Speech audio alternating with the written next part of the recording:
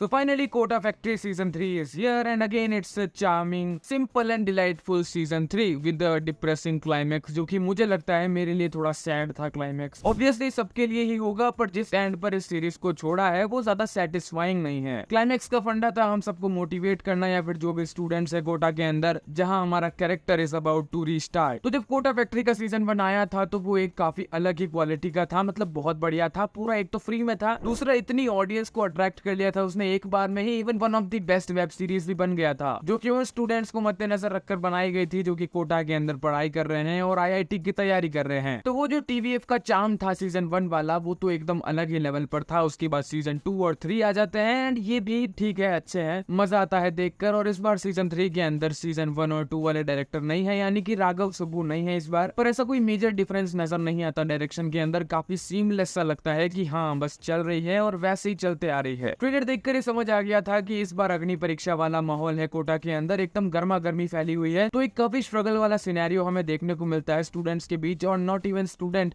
But इस बार teachers को भी हाईलाइट किया है, उनकी पर्सनल लाइफ, मेरा मतलब जो टीचिंग लाइफ है, या फिर यूं कह लो कि जो जीतू भैया है उनके साथ जो ट्रेजेडी हुई, जो ट्रॉमा लेकर घूम रहे हैं वो। जैसा कि हम जानते हैं कि सीजन 2 के क्लाइमैक्स में उनकी स्टूडेंट सुसाइड कर लेती है, तो वो उनके अंदर एक डर बैठ गया है कि कहीं उनके बाकी बच्चे भी इस तरह के कदम ना उठा ले, और क्या उनकी गाइडेंस में कोई कमी रह गई जो उस बच्चे ने सुसाइड कर लिया, जो उन्होंने समझाया वो उसे समझ नहीं आया, या शायद वो ऐसा कुछ कर सकते थे जिससे वो बच्ची बच जाए। तो ये खिचड़ी सुलझाने के लिए उन्होंने थेरेपी लेना स्टार्ट किया है, एंड धीरे धीरे उनकी लाइफ वापस पहले जैसी हो रही है। तो स्टूडेंट्स की प्रॉब्लम के साथ साथ टीचर्स की भी प्रॉब्लम है। जीतू भैया का एक काफी अच्छा पर्सपेक्टिव शिफ्ट हम देखते हैं, जो क्लाइमैक्स के अंदर भी आता है और लाइक 2-3 एपिसोड से चलता रहता है। एक बड़ा डिसीजन जो लिया है उन्होंने अपने फ्यूचर को लेकर, जो कि आप सीरीज के अंदर देख लोगे सीजन 3 के अंदर। तो शायद से ये एक फाइनल सीजन है, और मेरे लिए काफी डिप्रेसिंग था कि भाई बहुत दुख होता है ये चीज देख के कि ये एक गुड बाय है, वो भी काफी इनकम्प्लीट वाला। I feel very bad and empty कि यार अब ये कैरेक्टर्स हमें आगे नहीं देखने को मिलेंगे, और अगर देखने को मिलते हैं तो इससे अच्छी खबर क्या होगी, क्योंकि किसी तरह का कंफर्मेशन नहीं है मेकर्स की तरफ से कि ये एक फाइनल गुड बाय है या फिर एंड है। और अगर आगे कोई सीजन आता भी है तो उसे कोटा फैक्ट्री के नजरिए से देखना थोड़ा मुश्किल होगा, क्योंकि उसमें वो कैरेक्टर्स हमें शायद ही देखने को मिले जो हम अभी तक देखते आ रहे थे। एंड मैंने ट्रेलर रिव्यू में कहा था कि मयूर मोरे का एक रैंट हो सकता है, एक बढ़िया सा बड़ा वाला मोनोलॉग जैसा सीजन 1 के अंदर था। इस बार जो बारी है वो एजुकेशन सिस्टम की आई है, तारीफ तो बनती है, काफी अच्छा। इतना बड़ा मोनोलॉग याद करके उसे परफॉर्म करना, वो भी एक ही शॉट के अंदर, बहुत डिफिकल्ट होता है। तो परफॉर्मेंस वाइज भी काफी बढ़िया थे, not only Mayur more but बाकी जो कैरेक्टर्स थे, बाकी जो एक्टर्स थे, सबकी परफॉर्मेंस बढ़िया थी। वही हर बार की तरह 5 एपिसोड, हर एपिसोड 30 से 40 मिनट का। बाकी रियलिज्म की पॉइंट ऑफ व्यू से ये काफी सटीक क्लाइमेक्स था कि 11,30,325 स्टूडेंट्स है इस बार, और ऐसा जरूरी नहीं है कि आपका नंबर भी लग जाए, और नहीं लगने का मतलब ये भी नहीं है कि जीवन खत्म हो गया, आगे आपका कोई फ्यूचर है ही नहीं। अब ये तो हो गई फिल्मी बात, पर सच यही है कि आधे से ज्यादा स्टूडेंट्स अपना करियर डिसाइड कर लेते हैं पहले ही कि हम ये करेंगे, एंड जब एंड रिजल्ट वैसा नहीं होता तो डिप्रेशन और ये सब चीजें होती है। बाकी इस वाले सीजन की एक लाइन जो कि पर्सनली मुझे काफी पसंद आई, जो ये सारा मामला सुलटा देती है कि तैयारी ही जीत है। जीत की तैयारी नहीं,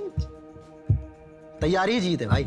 आप किसी एक एग्जाम की तैयारी कर रहे हो इतनी लगन से, इतनी मेहनत से, वही बहुत बड़ी बात है। पर इसका मतलब ये नहीं है कि जो जो चीजें आपने सोच रखी है वो सब भी आपके जीवन में होगी, ऐसा जरूरी नहीं है। तो इसके बाद शायद ही कुछ आगे देखने को मिले, पर मैं चाहूंगा यार देखने को मिले, मैं देखना चाहता हूँ कैरेक्टर्स को वापस से। तो ये भी एक अच्छा खासा सीजन था। बाकी मेरा फेवरेट अभी भी सीजन 1 ही है कि किस तरह हम कोटा की गलियों से प्रोडिजी में जाते हैं, उसके बाद महेश्वरी में जाते हैं, और एक कैरेक्टर को अंडरस्टैंड करते हैं कि जो वैभव का कैरेक्टर है वो कोटा के अंदर किस तरह से सेटल हो रहा है। कुछ प्रॉब्लम्स जो कि स्टूडेंट्स की है और स्टूडेंट्स की ही रहनी चाहिए, अकॉर्डिंग टू मी वो बेस्ट सीजन था। बट ये भी कुछ कम नहीं थे, ये भी काफी बढ़िया, इक्वली एंटरटेनिंग थे। पर आप मुझे कमेंट में जरूर बताना कि आपने अभी तक ये तीनों सीजन देखे या फिर नहीं देखे। नहीं देखे तो जाओ देखो यार, और देख लिया है तो बताओ कैसे लगे। मिलते हैं हम अगली वीडियो में, till then take care, bye bye.